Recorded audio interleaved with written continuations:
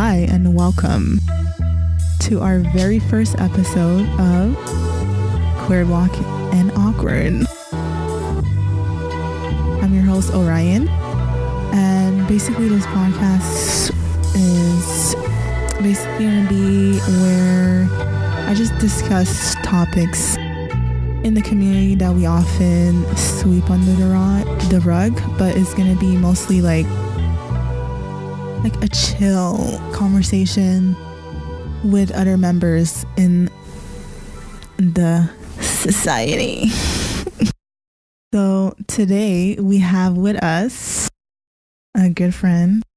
His name is Cory. Say hello. Hello. Introduce yourself. I'm Cory. I'm new to Toronto. I'm settling in very nicely. I've been gay my whole life. I've been out for probably about 11 or 12 years. So I'm excited to talk a little bit about the community and the issues that are affecting it. Awesome. And I forgot to introduce myself. I'm the host. My name is Orion. I'm originally from Montreal. I was going to say that in English. Montreal, Montreal. I've moved here. It's been a year now. A rough year, but I made it. So we're going to delve into today's topic. So in today's topic, what we're going to talk about is mental health. But specifically, we're going to talk about depression and anxiety. The two main common mental problems that we have in the society. I have notes on my phone. I'm not being rude.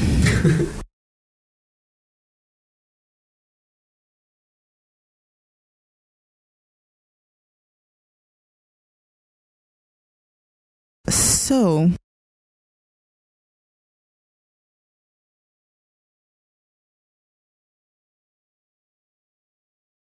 can you pinpoint the time as a child when you start to struggle with your mental health? I don't know if I can exactly pinpoint it. But I guess that obviously the older I got and the more I kind of understood my feelings and what they meant and everything, the more I sort of understood that I was suffering from depression or anxiety, sort of as my spatial awareness developed, I guess. You become more aware of your surroundings, and then you become more aware of the way you're acting around people, and you sort of realize that maybe you're not acting the way people expect you to. I'd say if I was going to pinpoint an exact moment, it would probably be after high school, moving out. I would have been 19 years old or so. And getting into my first relationship, that's probably when I really realized that I had some mental health issues that I had to deal with when I started being responsible for a relationship and having someone be dependent on you and that kind of thing, right? Mm-hmm. Mm-hmm. I would say for me personally, when I wrote this question down, I was I don't know how, but it's something that you just a feeling or know. Yeah, it's I don't know. I would say when in my teenage years, that's when you start to figure out who you are, and you're way more aware than you were probably say 10 years old. Mm-hmm. So I would say 17, 18, around there. That was also around the same time when I started to question my sexuality. I guess I think it went hand in hand, when I was questioning my sexuality, and then also I kind of was aware of the fog or some, because I thought it was normal, right? And then eventually I was no, people are actually happy, people actually they don't feel sad, or Do you think that, like, when you started to question your sexuality and sort of realize that maybe you weren't, like, a straight person, that you sort of maybe misread that as, like, some kind of mental health issue, or did you separate the two things? Like, what do you think for you personally? Well, I would say because I grew up in a very Christian household, and growing up, it was, like, instilled into me that, like, if you're not in the norm, like in the box, then you're like, something is wrong with you mentally. So I kind of like correlated the two a bit.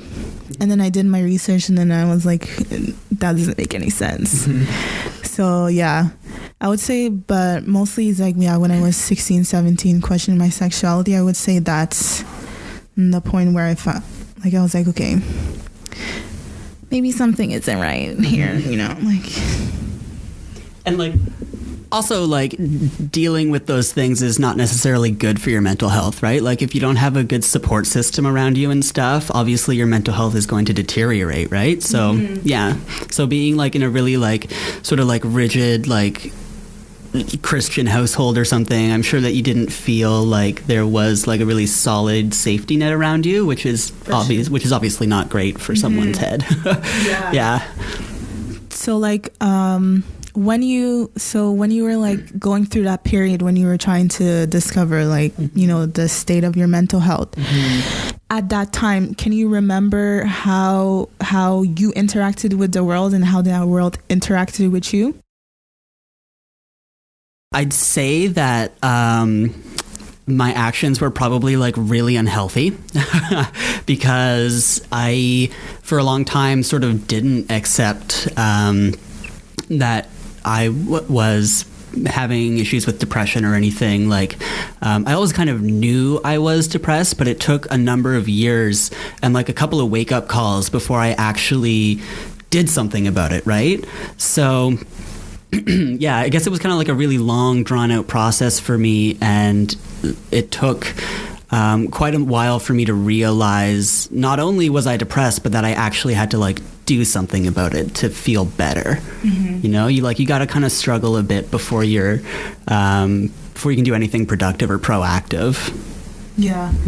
And what can you remember, like, what are the things that you struggle with? Like, when was it, like, work related, or were you into school at the time? Like, how did it made you a bit aware that you weren't aware before? Right.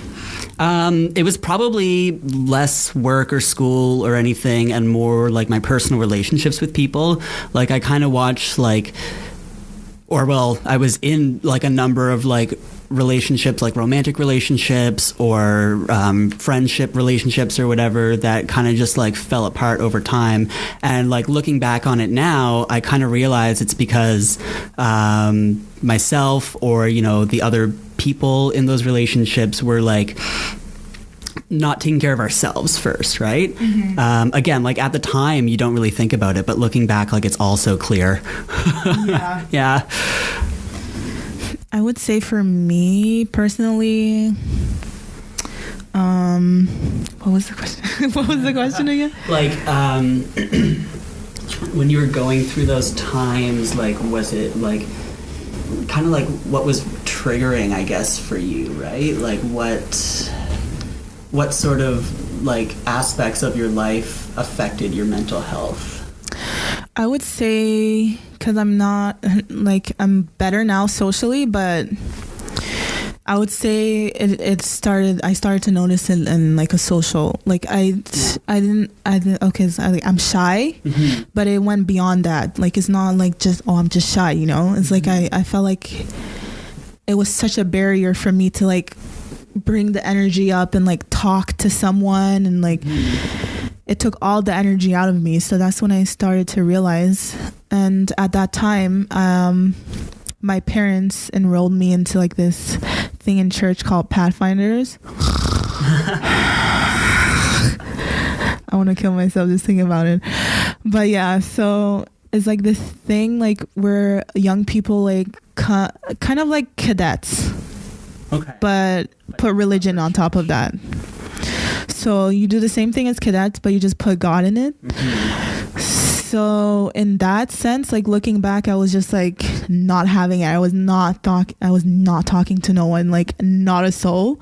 I was just like so quiet in my corner, and that translated, and then because I didn't feel safe in that environment. So I was like, I don't want to develop friendship with these people, because like for me, I was very serious as a child. I don't know why, but I was like, I'm not gonna have a long lasting friendship with these people, because I know something is different and it doesn't fit. So I was like, I'm not gonna bother like making friends with you. And I think that translated into my life and in school as well. Like when I was in high school, I had like 1-2 friends. Like it was mentally draining for me to speak, to raise a conversation, like to engage. So I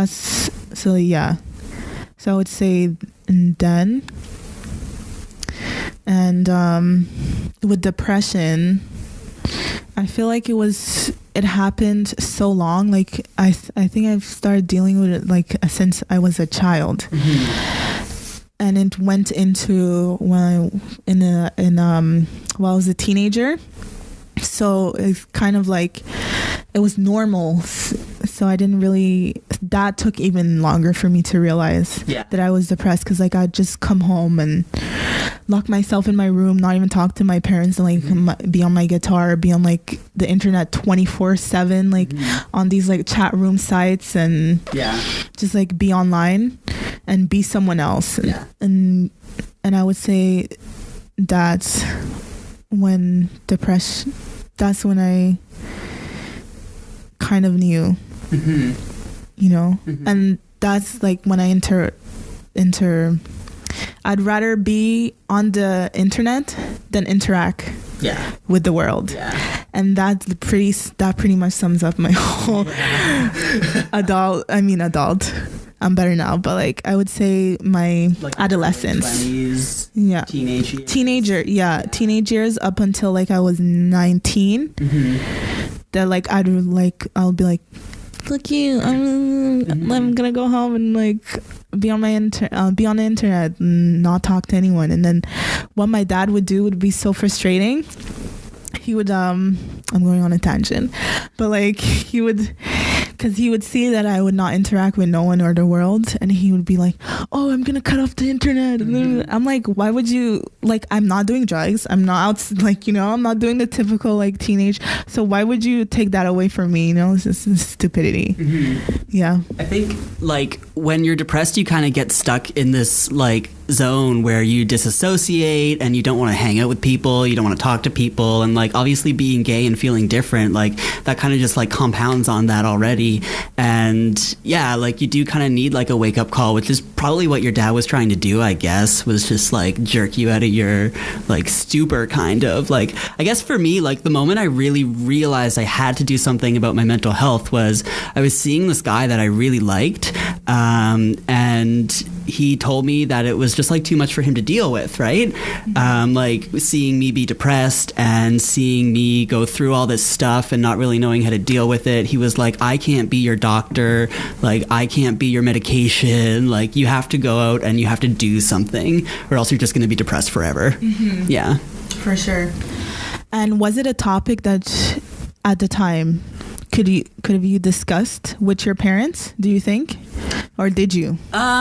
With my parents, probably. My parents are separated, so I have very different relationships with both of them. I feel like I probably could have, but because it was long distance. Like I was living in Montreal at the time, and my dad was living in Ottawa, and my mom was living in Nova Scotia, right? So I didn't have my parents there. I had to rely on my friends, and so to hear like who you think of as your closest friend, like your boyfriend, tell you like I can't do this anymore was really jarring and made me realize that nobody was going to do anything for me. That, you know, I have good friends, I have good parents and everything, but in the end, like it was ultimately my responsibility to make sure that I was okay. Yeah. That topic was off limits. That was not something you talk about. Mental health, what? Who? Yeah. What? And also it ties in with the Black community too. Like there's this stigma. I don't know where it originated from, but just to talk about your feelings, let alone your mental health and how you're doing mentally is just like, it's not like you in my family, you just think that everything's okay. Like, yeah, you'd ask someone like, oh, how are you doing? But you don't actually really mean it. Like, you don't sit in there and like, oh, well, yesterday, like I drank like a whole bottle of vodka and then like I threw up because I feel so shitty right now. And you don't expect that response. You just say it because it's just something to say. Mm-hmm. So I dealt with everything on my own in silence, and it's not until like recently, like a year ago, 2 years, because it also helped that when a friend, you know, the Ruben, I know he'll like his screen time now. But when I met him when I was 19, that really shifted the way I thought and everything in my mind, because I've never had a friend like that. All my friends like in the past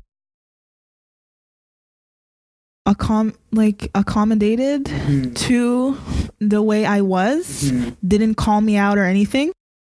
So I think that helped as well to make me realize like, okay, maybe something is wrong. But I would say like that's like friends wise, I couldn't talk to my parents, but friends wise, I couldn't talk to my friends either. The friends I was surrounded by at the time, I didn't feel comfortable, and I didn't feel comfortable myself personally to say anything to my friends, like the two friends that I had.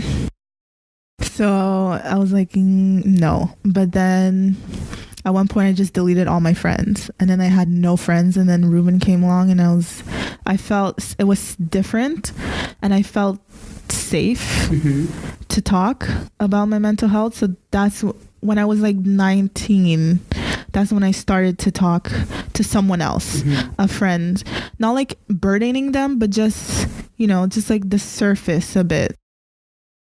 For you, could you like friends? Could you talk with your mental health with your friends? Yeah, I'm really lucky in that I've got really good friends who have dealt with like their own mental health issues. But there's this weird kind of balance between having friends that you can talk to about anything, but not being overbearing, not burdening them with your issues, not feeling burdened by their issues. Mm-hmm. Like Ruben is, I also know Ruben, and that's like a one-of-a-kind friendship where like he'll call you out on your shit, but he'll also be there to support you through it.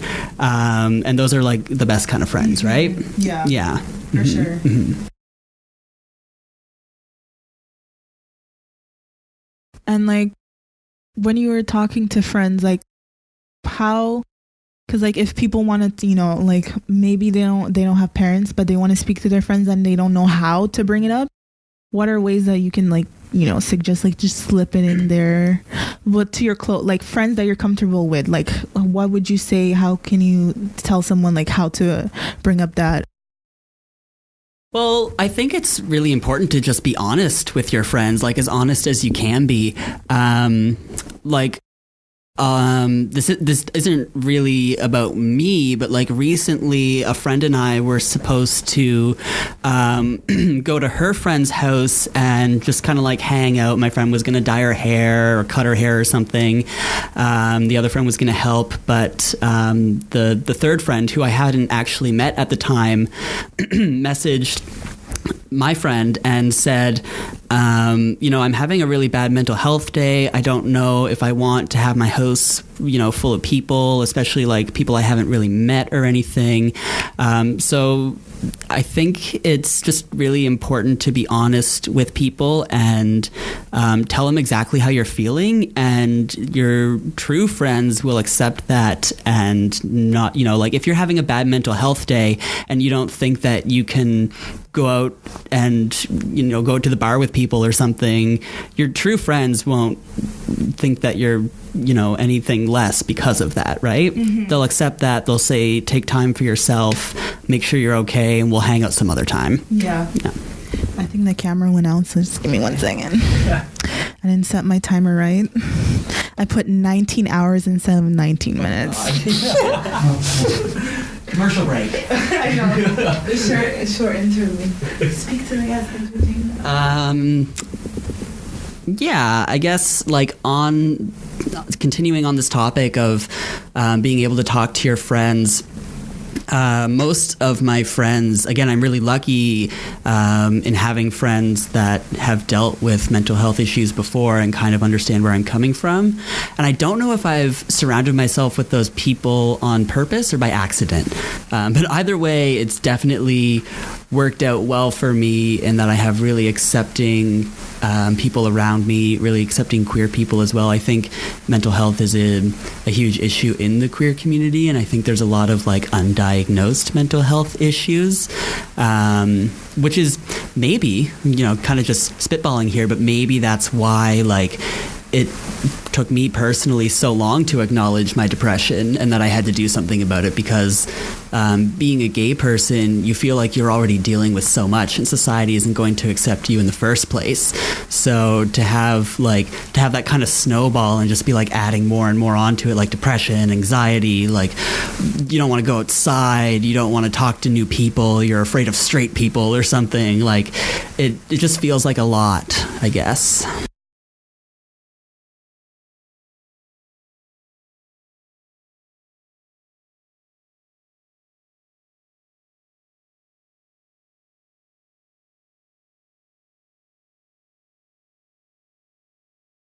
$19 hours. 19 hours. It's a long podcast. 19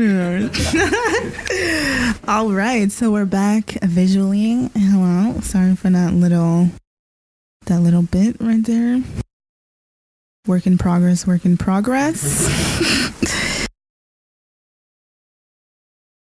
So yeah, that is true. It's all about having some, as long as you it's hard, but as long as you just know when you have people in your life that you can talk to, and that's always helpful. So did you seek any professional help? I did seek professional help. I was seeing a therapist for probably about 3 months, about 2 years ago. And I hated it. I absolutely did not like it at all. I don't think it was a good pair, like myself and my therapist. Nothing against her. It's just that some people don't fit together, right? I've heard from friends that it's really important to sort of like try all your options, right? And maybe you have to go through like 20 different therapists before you find the one that works for you, or maybe you need to be doing therapy and taking medication at the same time. Like there's different things that work for different people. For me, what I found works is just staying busy, being honest with all my friends about how I feel, and surrounding myself with the people that I want to be around. Like if somebody doesn't respect me and my mental health or my emotions or whatever, I'm done with that person. I'm not going to hang out with them anymore, because I know that that's just like a hole that's just keeps going down further and further and further, and it's not good for either of us. I would say for me, I didn't seek professional help. Like I said, I couldn't bring it up to my parents, and there's also a stigma about seeing a therapist also in like the Black communities, like kind of like taboos, like, oh, you're going to see the therapist, like you're crazy, you know. It's not like it's a normal thing, you know. Like some people need to speak to someone else that's not their friends to give them an objective opinion. But like for me and my family, like mentioning that you want to see a therapist, they'll look at you like they're gonna be like a side eye, like okay, is everything okay? So I would say that wasn't an option, but I would say like I self diagnosed myself. Like I didn't get this is not like an official like diagnosis, but I feel like honestly, like no, like not to offend anyone, but I feel personally that you know like it's also good to seek professional help and professional diagnose you so you know exactly. But I also feel personally that when it's your brain, right? So you feel that something is off or something is not right, so you know what you're dealing with. Plus there's Google, you know, like there's like there wasn't that back in the day. Like you go on Google, you type in your symptoms and like boom bam, you have like a gist and you can relate when people talk about, if you search up YouTube or they talk about the symptoms that you have, and then you're like, okay. But yeah, I wouldn't say I didn't see a therapist because that was like not an option. I think like it's really important to see a therapist if you feel you need to. And like you were saying, like obviously you know yourself, you know your body, you know your brain, you know what sets you off and what holds you back, what lifts you up and what makes you feel better.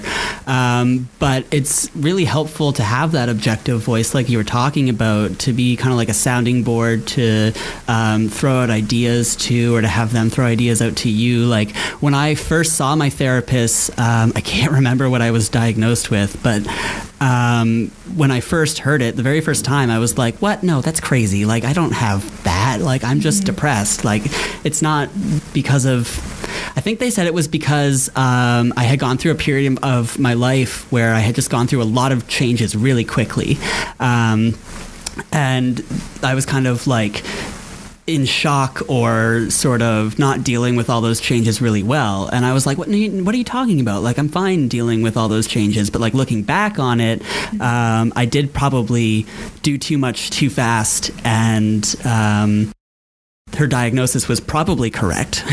Yeah. So yeah, it is really good to have somebody there to look at you objectively, to to give you an idea about how the rest of the world might view you or what you're going through, and help you get over it, or at least deal with it better. But again, at the same time, like you do know yourself best, and ultimately, like you have to make the decisions that are best for you. Your therapist isn't going to make those decisions for you.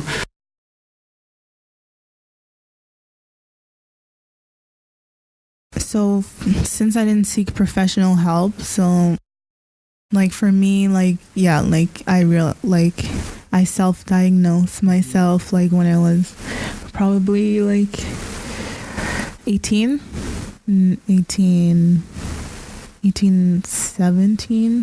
going into 18 years old. That's when I was looking up like on YouTube, like I'd like search like depression and then social anxiety and look up the symptoms and people like talking about their experience with social anxiety, and I was just like, damn, that's me. So that's when I was like, okay, so maybe like that kind of clicks. So that, and then with depression I did the same thing too. I read articles where therapists like write online, and I'd also like look on YouTube, and yeah. But I would also say, like you said, like if you feel the need that you need like professional help, go ahead and like get it. Like do what's right for you, because it's like again, there's only so many things your friends can do for you, and they want to be there for you as much as they can, but a therapist is a professional who is able to deal with these things on an objective level, without letting their emotions come into play, without thinking about their own feelings and that kind of thing. They're able to separate the patient from the person, kind of. Yeah. So like, again, like at the time when I was seeing my therapist, I was like, this isn't good. This isn't right. I don't want to keep doing this. But looking back, like it definitely kind of awakened me a little bit more. I would say like now, like in like when I'm like now I'm 23, so I would say like yeah, now I'm interested in like seeking, you know, like maybe like meeting a therapist and see how that, you know, how that is, because I've been dealing with this like all my whole life on my own. So I like the idea of like speaking to a professional like interests me now. So I think that in the future I will like definitely like see a therapist and see if that works for me, then it works, and if it doesn't, it doesn't, but like at least I tried, you know. Yeah.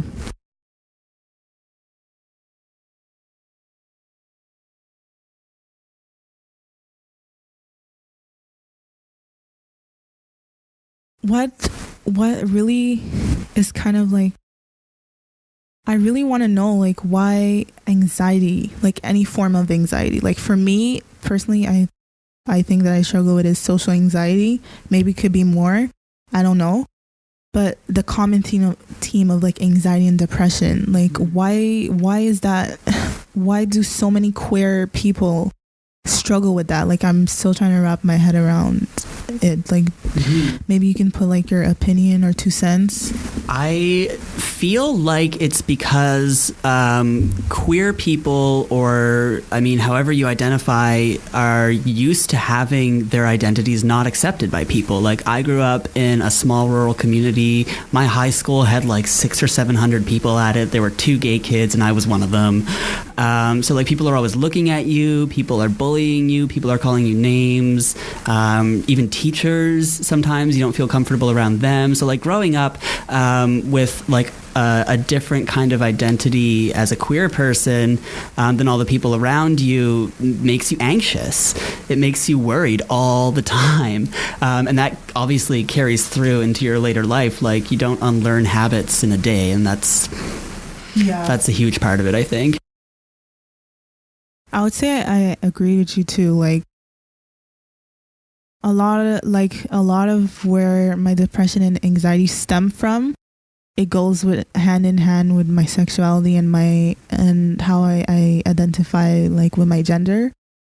It like plays hand in hand, because like if I didn't have to worry about all of this, like I don't feel like I would like it would be so like all of this problem like will not be there. Like it will be there, but not to an extent that I feel like it's so much more heightened. Like it's like so much more, how can you say this? Like it's so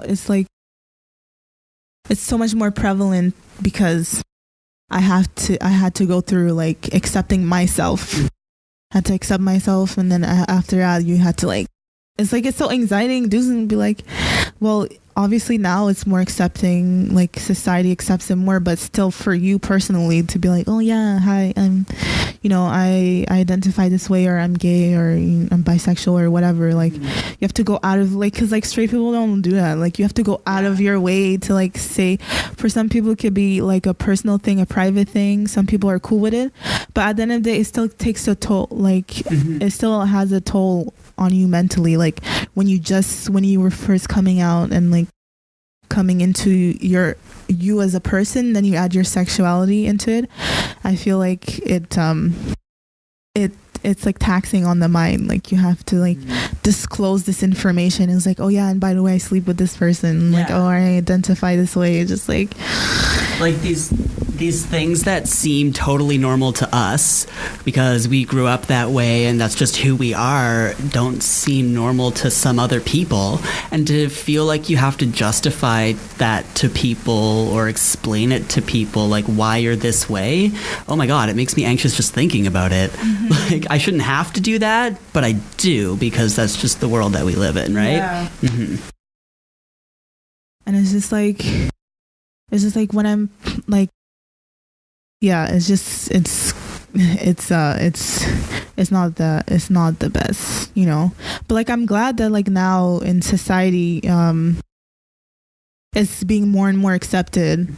Thank God, like after how many years? Yeah. but like now it's accepted, thank God. So it's like less anxiety inducive, but you still have that like you know, you have like the angel and the devil. It's just like that little person in your head is just like, oh well, maybe they're not gonna accept you, and you know, and then you have to fight with your head like, yeah, well, I don't care, like fuck them if they don't care, but you're struggling, you know, that in your head. So it's like kind of taxing on the mind.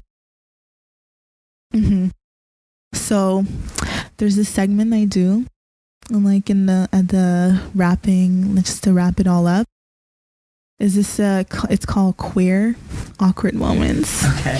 Where you can share an awkward moment recently, your whole life, whenever, just an awkward moment that happened to you. The thing that instantly comes to mind, probably the most awkward moment that I've ever had in my entire life, happened to me in high school. With my boyfriend at the time, who was the only other openly gay person at my high school, as far as I knew anyways. We were at a dance together, and we were slow dancing, and I leaned in to kiss him, and he had just had his septum pierced, and we bumped noses, and as soon as we bumped noses, he got a nosebleed. And so I myself already felt like everybody was watching us, like these two guys are like touching each other and dancing together, and oh my God, they're kissing, and oh my God, he's bleeding. So that was probably like the most embarrassing, like queer awkward moment of my life. Yeah. I would say for me, I'm full of them. That's why it's called Queer Black. But I would say if I have to pick one out of my memory jar, I would say on my first day of high school, there was these steps to get to, like these steps, like how do you say, they're like huge steps that you have to go up. Way bigger than they need to be. Yeah, exactly. And then they were stacked up against each other. So I had my backpack on, and I was like, okay, like I'm going up the steps, and I'm doing this, you know. And then like right before I'm like on the ground, I trip and I fall and I bang my head on the concrete, and I started to bleed from my nose. And it's just like, you can't really, like if I just fell and get up, you know, but like you can't, like for me, I couldn't get up from that like graciously. So I just got up, I was like, I just put my backpack on and like wiped my nose, and then like went in, and I can hear like, you know, freaking teenagers are freaking devil. Not all of them, but most of them, like they're so like I can hear like the people that saw me laugh in the background, and I was just like, thanks for that, this is what I really needed. Thank you. Yeah, that makes me feel great. That makes me feel so good hearing you laugh at me. That's wonderful. Thanks. I know. Thank you very much. So just to wrap it all up, what would be your advice for young people in the LGBT community that are struggling with their mental health? What advice would you give them? My advice would definitely be, don't be afraid of your feelings. They're perfectly normal and natural. Get help if you need help. But don't feel like you need to be ashamed of yourself. Don't feel like you're the only person who's ever gone through this. Don't feel like there's not a support system for you. Because like we were saying at the beginning, like it can be hard if you don't have a nice safety net around you, if you don't have a good support system. But we all have stuff to deal with. We've all gone through stuff. We're all able to help each other, and I think most of our community is really willing to help each other. So yeah, don't be afraid of your feelings. Yes. That's very good advice. I would say also that as well. And if you feel shitty, just feel it, you know? Yeah. Just feel the emotions, especially when you're a teenager. Everything is heightened to the max, so don't feel bad if you feel sad or angry or whatever. It's better to let it out than to keep it in, because that's what I did. Like I kept it in and I regret it. Like I'd much rather to have let it out, maybe through sports, or if you want to talk to friends, family, whatever helps. Would you cry I don't know, like whatever you feel for you, just to let your emotion out, just let it out. It's because I feel like it's more emotionally damaging if you keep everything in, because we're human. We can't just like handle as much as like the world just wants us to handle everything on our own and we're just fine. It's okay to let it out. Like if you want to cry in public, cry in public. It's not the end. It's not the end of the world if you have a breakdown in public. Like, yeah, people will look at you funny. I did that recently. No, it's fine. But after that, I felt so much better. Yeah. So yeah, that's my advice. Would just to let it out. Let it all out. Anything else you'd like to say? You still got a minute. I think that, like I was saying, everyone goes through stuff, and we're very willing to help each other as humans. But if you're queer, you do have an extra support system. Like, you don't just have the community as a whole that you're living in. You have a worldwide community of queer people that are ready to help you. I have a good friend who used to say all the time, we live in a world where we're taught not to talk to our neighbors, not to help each other, not to do these things. But if you're crying on the subway, some people might look at you funny, but there's always going to be that one person who comes up to you and asks you if you're okay. I wish I had that. But unfortunately, it didn't happen. Maybe not always. No. But sometimes there's a good chance. Yes. Yes. I would say that's my other awkward moment too. It happened like 2-3 weeks ago. I was on the phone and the friend was telling me something I didn't want to hear and I didn't want to deal with it, and then I was like, then it surfaced up because I internalized a lot of things, and it surfaced up and I broke down crying. And then I saw at the corner of my eye, I was like looking down, and the corner of my eye I saw someone sit down right next to me, and they turned their head and then they saw me, and then they took their bags and they went to the other side. I was like, great. Thanks for making me feel even more shitty. Yeah. Thank you very much. So thanks for joining me, Cory, on my first episode. This was fun. Wasn't this fun? Let's do this again sometime. Yes. All right. So thanks for joining. Oh. Let me just turn this on and now say goodbye.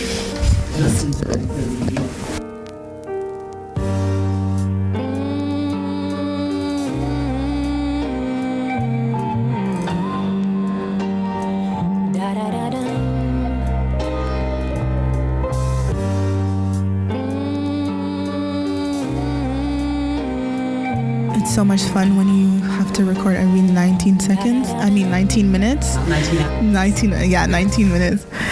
So thank you for joining me, on this first podcast. It was a pleasure.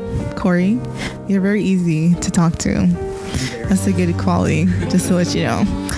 So the next podcast will be out. It airs one podcast every 2 weeks. One podcast every 2 weeks. Eventually, if you guys let me know, I can do one a week, once every week. It depends. But yeah, thank you for joining me. I don't know. I need to have like a catch. I know. I have to come up with a catchphrase at the end. Eventually, I'll come up with a catchphrase. But for now, Queer, Black, and Awkward. Yes. Queer, Black, and Awkward.